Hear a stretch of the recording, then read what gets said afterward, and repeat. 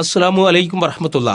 പാവങ്ങളെ സ്നേഹിക്കാനും പാവങ്ങളെ കൂടെ നിർത്താനും അള്ളാഹുവിന്റെ പ്രവാചകൻ സ്വഹാബികളോട് പറയാറുണ്ടായിരുന്നു. തന്റെ പ്രിയപ്പെട്ട ബീവി ഐഷ ബീവി റളിയല്ലാഹു അൻഹയോട് എപ്പോഴും പറയാറുണ്ട്, ഐഷ, പാവങ്ങളെങ്ങാനും നിന്റെ അടുത്തെങ്ങാനും കടന്നു വന്നാൽ ഒരു കാരക്ക് ചീന്തെങ്കിലും കൊടുക്കാതെ അവരെ വിട്ടയക്കരുത് ഐഷ.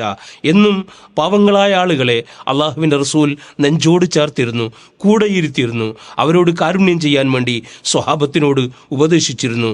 ചില സന്ദർഭങ്ങളിലൊക്കെ അവർക്കെന്തെങ്കിലും പ്രയാസം വരുമ്പോൾ അള്ളാഹുവിന്റെ റസൂലിന് വല്ലാത്ത പ്രയാസമായി മാറിയിരുന്നു. സ്വഹാബാക്കളോട് എപ്പോഴും പറയാറുണ്ടായിരുന്നു, അവരെ അവഗണിക്കരുത്, അവരെ അവഹേളിക്കരുത് എന്നുള്ളത്.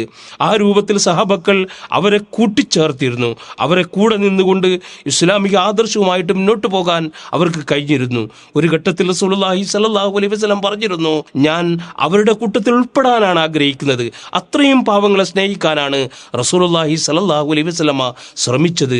നമ്മളും പാവങ്ങളെ സ്നേഹിക്കാനും കൂടെ ഇരുത്താനും ഒന്നിച്ചിരിക്കാനും അവരെ കൂടി ആദർശ മുന്നേറ്റത്തിൽ നമ്മുടെ കൂടെ അണിചേരാൻ നമ്മൾ കൂട്ടിച്ചേർക്കണമെന്ന് മാത്രം പറഞ്ഞുകൊണ്ട് എൻ്റെ വാക്കുകൾ ഞാൻ അവസാനിപ്പിക്കുന്നു.